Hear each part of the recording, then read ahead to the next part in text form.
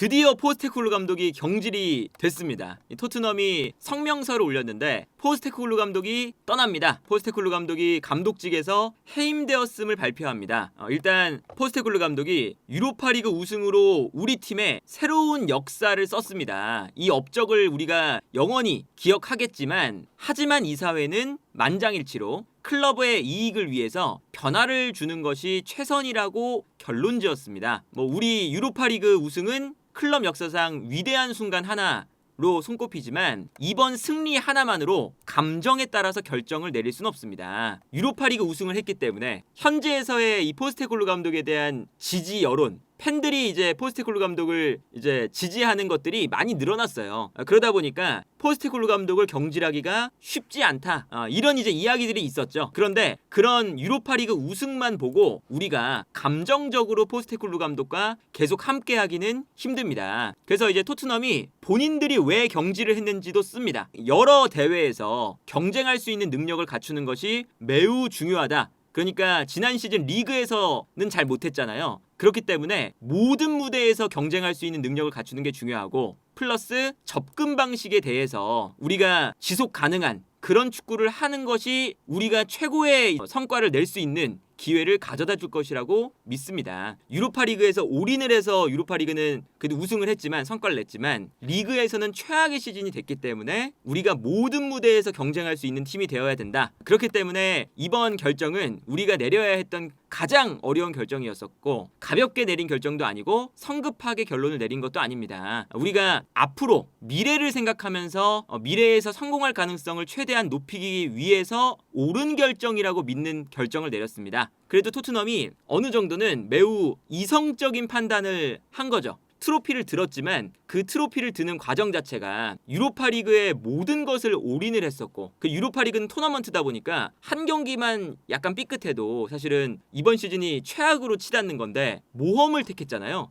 물론 그게 이제 우승으로 끝나서 좋다고 하지만 만약에 우승을 못했다면 리그에서는 정말 최악의 시즌이었다 보니까 그렇기 때문에 이 포스테코글루 감독의 축구와 포스테코글루 감독의 이런 이번 시즌의 성과가 지속 가능한 축구는 아니다. 유로파리그는 애초에 스타일도 달랐죠. 포스테코글루 감독이 내 스타일이 아니라 그냥 선수비, 후역습 이거를 근데 리그에서 할 건 아니거든요. 포스테코글루 감독이. 그러다 보니까 포스테코글루 감독의 유로파리그에서의 그런 축구가 이 감독의 애초에 축구도 아니고 그리고 이 감독의 축구는 애초에 리그에서 보여줬는데 리그에서 최악의 성적을 기록했고 그렇기 때문에 토트넘이 앞으로의 성공을 위해서 경질을 했다. 포스테코글루 감독도 바로 본인도 성명서를 올렸어요. 어떤 내용이냐? 토트넘에서 감독으로 지낸 시간이 아주 큰 자부심으로 남아있다. 그리고 토트넘이 영광을 되찾아올 수 있는 기회, 이 기회를 만들기 위해서 토트넘에서 일했던 기억이 평생 동안 내 마음속에 간직이 될 것이다. 그리고 이런 우승으로 향하는 그 과정 자체가 토트넘에게 어떤 영향을 미쳤는지 직접 목격한 것이 잊지 못할 경험이다. 그리고 이제 이런 과정 자체가 정점에 이르면서 우리가 결과를 만들었던 빌바오에서의 그날 밤은 정말 잊을 수 없을 것입니다.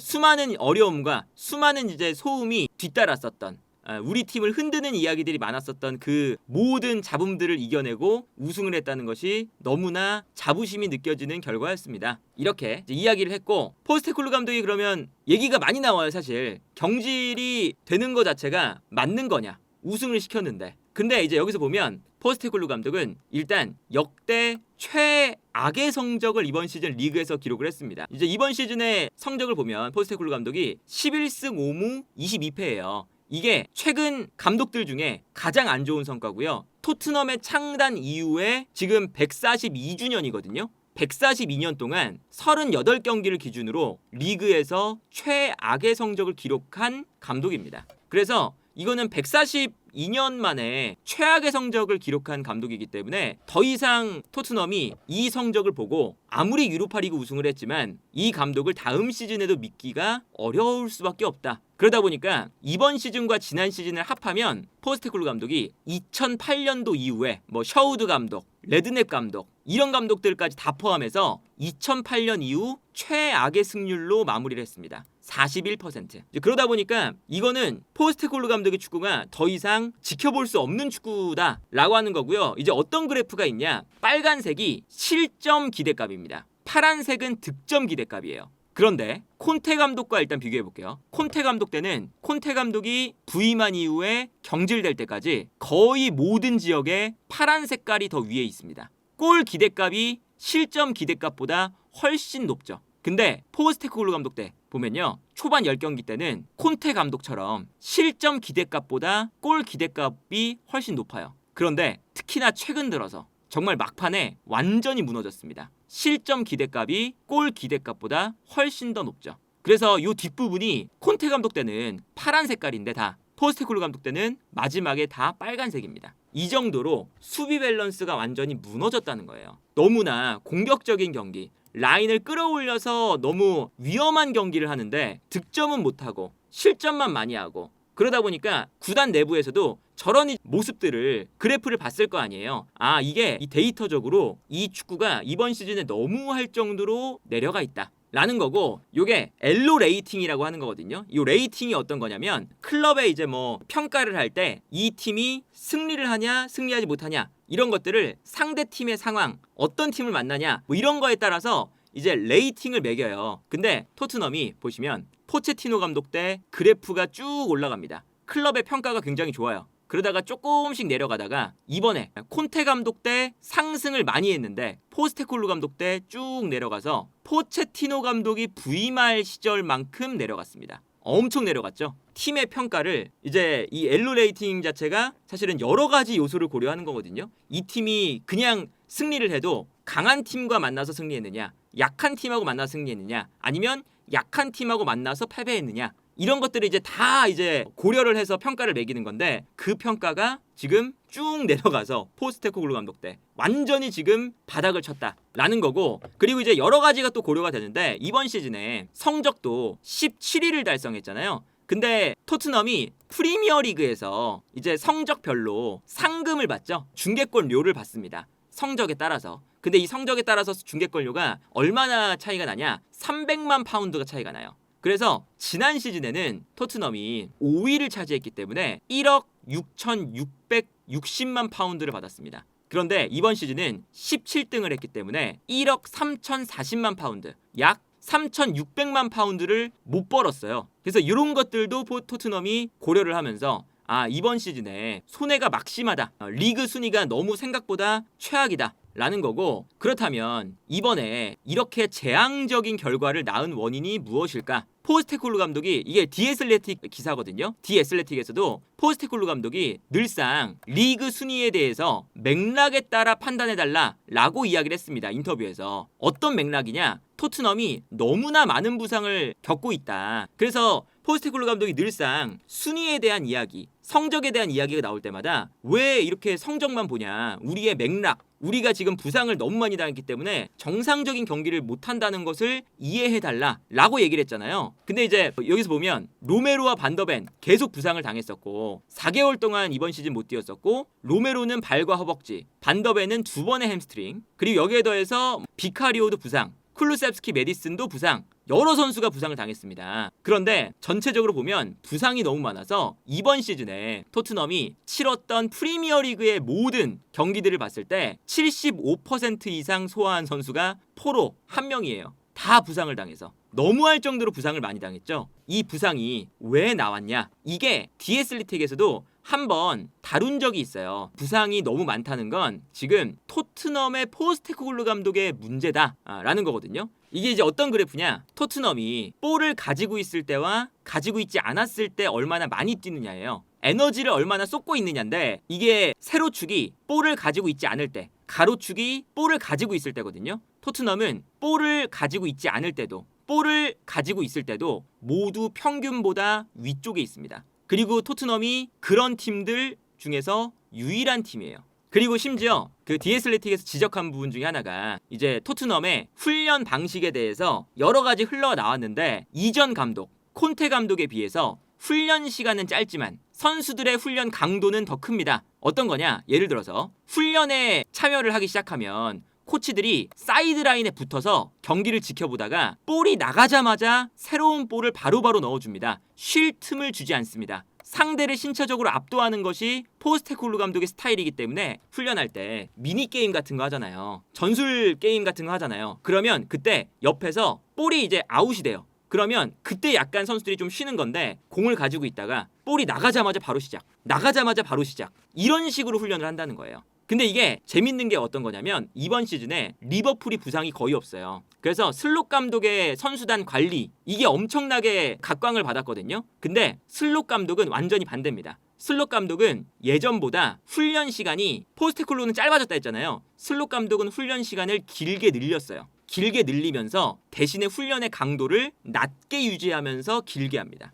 그래서 선수들에게 부담감을 느끼지 않게 했기 때문에 시즌을 오랫동안 할 수 있었다. 이게 지금 슬롯 감독이 칭찬받는 것 중에 하나거든요. 근데 반대로 포스테코글루 감독은 짧고 굵게 이렇게 이제 한다는 거예요. 포스테코글루 감독이 과거에 함께 했었던 이 셀틱이라던가 여러 팀들에서 했던 이야기들, 셀틱에서도 이때도 부상이 굉장히 많았었던 때래요. 근데 셀틱에서 어떤 얘기를 했냐면 후르아시코고가 부상을 입은 다음에 우리의 경기 방식은 제가 과거에 여러 팀들을 맡아왔었지만 초반에는 우리가 신체적인 능력을 요구하기 때문에 항상 어렵습니다. 경기 방식이 매우 강도가 높고 훈련 방식도 강도가 높기 때문에 선수들이 적응하는 데 걸립니다. 그리고 그 적응하는데 대가를 치르게 됩니다. 그 대가가 부상입니다. 이렇게 인터뷰까지 이렇게 하는 사람이에요. 그리고 이제 셀틱에서 함께 했었던 스포츠 과학 책임자 어떤 얘기를 했었냐면 포스테코글루 감독 때는 매주 매 경기 엄청난 압박감이 따르고 있었습니다. 처음 몇 달 동안은 부상자 명단이 엄청나게 많았었습니다. 훈련 강도가 강했기 때문입니다.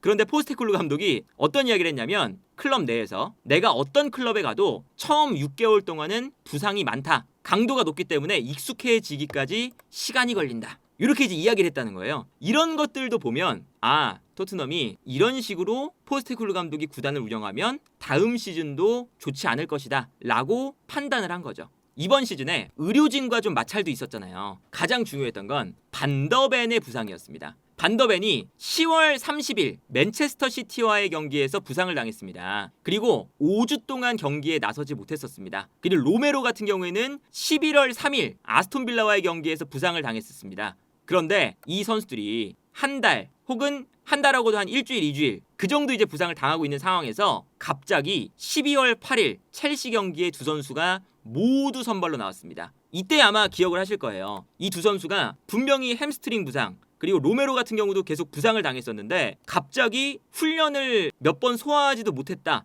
이런 얘기가 나오자마자 첼시전에 나왔거든요. 선발로. 그리고 나오자마자 로메로 반더벤이 그 경기에서 부상을 당했죠. 또 그래서 이때 나왔던 얘기가 의료진에서 반더벤이 선발로 출전을 했지만 구단 측은 반더벤의 출전 준비가 100% 완료가 되지 않았다고 의료진은 의구심을 품고 있었습니다. 그리고 애초에 나온다 하더라도 60분만 나오는 게 계획이었는데 그런데 79분이나 나오다가 80분쯤에 부상을 당했습니다. 전반적으로 보면 이제 포스테코글루 감독이 선수단 관리도 매우 좋지 않았다. 그래서 이제 포스테코글루 감독이 부상자가 늘 많았다. 이해 좀 해달라. 우리가 어쩔 수 없지 않느냐. 이런 얘기를 했지만 이런 것들도 결국에는 팀이 나아가는 과정에 있어서 이 감독이 함께 할 수 있는 감독이냐 함께 못할 만한 감독이냐 이런 걸 이제 선택을 해야 되잖아요. 근데 그 선택을 할 때 이런 부상도 고려가 많이 됐을 것이다. 그러니까 이게 전반적으로 보면 토트넘이 포스테코글루 감독을 이제 유로파리그 우승을 했다고 해서 한 번 더 기회를 주는 당연히 그리고 한 번 더 기회를 줄 것도 고민을 해봤을 텐데 유로파리그 우승을 했으니까 하지만 여러 가지 봤을 때 포스테코글루 감독의 축구가 지속 가능한 형태가 아니다. 선수단 관리, 부상에 대한 관리, 전술적인 측면도 너무 리스크가 크고 그리고 유로파리그에서 우승한 것은 사실상 본인의 축구를 포기하고 성적을 내기 위해서 완전히 수비 축구를 했기 때문에 이런 축구를 어차피 리그에서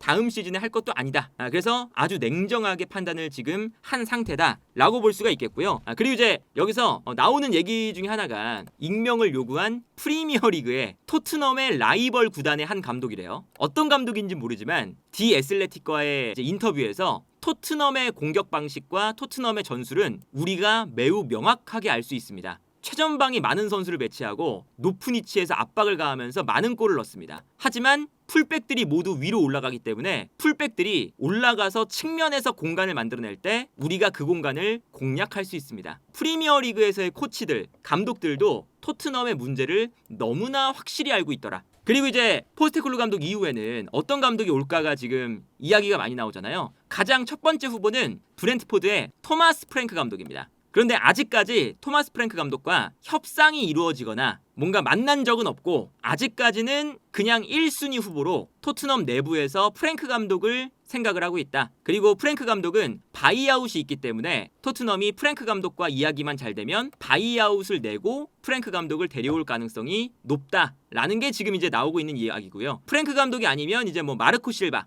플럼에 이런 감독들도 지금 이야기는 나오고 있습니다. 포스테코글루 감독이 어쨌든 2년 동안 임팩트는 강한 감독이에요. 초반에 10경기 동안 1위를 달렸고 그때 당시에는 10라운드가 끝날 때 토트넘이 우승하는 거 아니야? 이 정도의 이야기가 나왔었고요. 하지만 그 이후부터 굉장히 처참한 내리막길을 걸었던, 그리고 그 내리막길을 걸으면서 유로파리그 우승, 손흥민 선수에게 트로피까지 안겨줬던, 그동안 이제 여러 감독들이 있었지만 이렇게 포스테코글루 감독처럼 격차가 심하고 기복이 심하고 매우 밸런스를 생각하지 않으면서도 어쨌든 결과물을 가져왔던 이런 임팩트를 줬던 감독이 없었었고, 어쨌든 이 포스테코글루 감독이 뭐 여러 가지 이제 기억들을 남기면서 토트넘을 떠나게 됐고요. 이제 토트넘이 다음 시즌을 어떻게, 아무래도 챔피언스 리그를 준비하다 보니까 다음 시즌을 준비하는 어떤 감독을 데려올지가 이제는 매우 중요해졌다.